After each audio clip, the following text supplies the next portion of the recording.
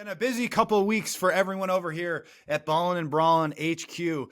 Our co-host Justin Strnad recently announced he will be re-signing, staying in Denver with the Broncos for year 6, I believe. Holy smokes, that's a long time. If only you had some sort of media outlet podcast to announce these big news on, but nonetheless, we're here talking about it now. Justin, I want you to kind of, first of all, allow me to be the first to say congratulations. Slow Thank you. claps there. I want you to talk to me about, this was your second time being a free agent, going through NFL free agency. What happens? So you guys lose to the Bills in the playoffs. Sorry for bringing that up.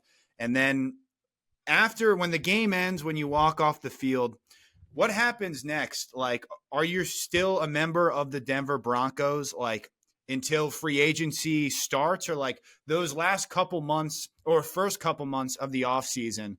Are you still a member of the Broncos even though you're a free agent? How exactly does that work?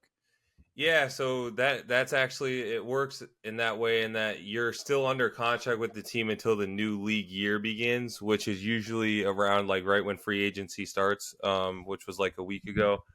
So yeah, like you come home and everyone's asking you, oh, what's next? Like, what are you a free agent? This and that, and it's like, yeah, I'm going to be here in a couple months, but at that time you are still like you're still under contract with the team that you were with the previous season until the new league year starts. So in like the the 2-ish months after the season starts, you're still under contract, but like, are you starting to talk to other teams? Like, how does that work out? It's mostly your agent, but like, are you guys in contact like every day? Like, what were those first like couple months like before free agency technically starts? Yeah, no, so the first like month and a half is actually pretty chill. Everyone's kind of just recovering from the season and things like that. And then it doesn't really, so it's actually like against league rules for you to speak to teams during that dead period and stuff. So your agent will actually usually like fly out to either the combine or maybe just start speaking to teams slightly a little bit. With things like that, just kind of getting a feel of, they're not allowed to talk anything like number related or anything, but they kind of get a feel of what teams, think of either their roster, their clients, and what they want to do, with their offseason moves and what they like, kind of talk about the draft class, what positions might be strong, all that stuff. So you kind of get a map, like a feel as to what it's going to look like when free agency does come around. And then you pretty much kind of just wait for free agency to begin, which happened last week. So a couple months after the season. So again, this was your second year last year after your rookie contract was done. You were a free agent. How different was this year as opposed to last year? Because, you were a couple years, pretty much all special teams. This past year, you become a starter. You have a good season. Is it like a much different process when you're, coming off that rookie deal? You don't have as much defensive film from the last couple years as opposed to this year when you started like almost the entire season. Yeah, it's definitely different. The previous year, like you said, I was all special teams. So, and even going into that offseason, it's not like I had like big expectations as to like a number, like a goal that I could kind of get, you know what I mean, from that season. You kind of just are still grinding it out, looking for an opportunity and things, taking the best opportunity that comes. And then this year, obviously getting to play more.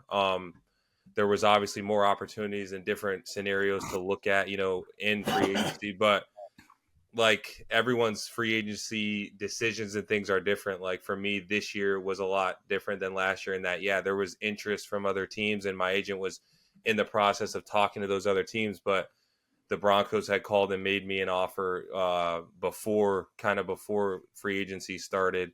And then obviously it got a little better as like the first day went on because they wanted to kind of get the deal done.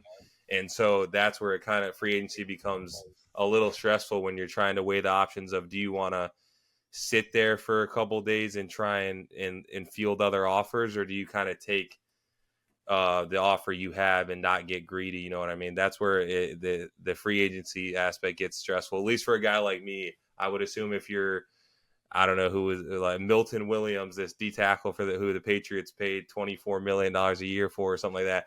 Obviously, his decisions Oh. are pretty easy. So Mhm. things like that are definitely some things that I had in free agency this year that made it a little different. So not just like waiting, seeing what else is out there. Is it a big difference for you now, having been in Denver for so long? Like, if you sign somewhere else, regardless of money and like the guaranteed money, like you know what you're getting in Denver, you know the staff, you know the players, you know everything. Like, does that weigh into the decision a lot? Like, it's not just about money, and even like the opportunity to play. Like, you know exactly what you're getting in Denver because you've been there so long. Does that kind of factor into it as well? Yeah, it definitely plays a factor. In those type of decisions, though, at this point, like in my career, definitely want to make just the best decision for myself and my family. And like you said, being familiar and comfortable in Denver is definitely a plus. But there's also other factors. But like you said, my my vision for what's going on in Denver, what they're doing from a program standpoint, team building standpoint, everything. I think Denver's definitely moving upward, and yeah, I'm glad to be a part of that for another year. 6 years is crazy because it's flown by so fast. But yeah, that all in all, I was happy with the decision, and like you said, just need to capitalize on more opportunities this year, and hopefully go out there, have another great year, and can hopefully get some more money the following year. There we go. Freaking new studio, huh? We're still waiting for that. And I think we signed a deal when we started this. I forget if it was 10 or 12% comes right to B&B Studios, but you can talk to my lawyer. What do we think? Now we're deep in the off season. We're about at the point where all these whack jobs who have no life, no, not like me, right? I'm a busy guy, but everyone, they're having their hot takes around this time of year. Denver, people saying is sleeper team. You guys had a pretty nice off season. You've kind of really rebuilt the roster the last 2-ish years. How are we feeling? I know we're pretty far, but now that you're officially still in Denver, I know we're a ways away, but we got to be pretty excited going into this season. No. No, yeah, I'm very excited. Like you said, and I'm not just saying this because obviously I'm back with the team, but really like the moves that the Broncos have made this offseason, bringing in impact players at different spots. You got Hufanga, you got Greenlaw, two Niners players that have been elite at one point in time in the league. They've both battled injuries, but obviously we want them to stay healthy and be the impact players that the Broncos kind of paid those guys to be. And then bringing in a guy like Evan Ingram is a guy that could Yeah. be. I know he's more later in his career than he is in the beginning, but dude, he's coming off not this year, the year prior had a great season. I think over 1,000 yards, and he's that guy that Sean always talks about, kind of being that joker position, that tight end that can really separate and make big plays in his offense. So little pieces like that I think are huge, and I think they've shown that they've drafted pretty well. George Payton as a GM has drafted pretty well in his time in Denver, so have full draft capital coming in this year, and I'm looking forward to seeing what we do in the draft here in about a month too. There we go. Well, again, very excited, very happy for you, man. I'm glad. I still somehow haven't made the trip out there, but I've always wanted to. I've That's been actually a out there, finable offense. been out there to visit you. Haven't been to a game, but I'm glad this gave me another year because some of those other cities we were maybe hearing about, I don't know if you could freaking drag me out there, but Denver is pretty cool. So again, congratulations, brother. Very happy for you. Again, everyone, we're clapping up for this guy. But Thank you. Hey, you dead serious? You got to come out to a game this year for sure. we'll see. I'll send you the bill. Right. All right. I'll see you there.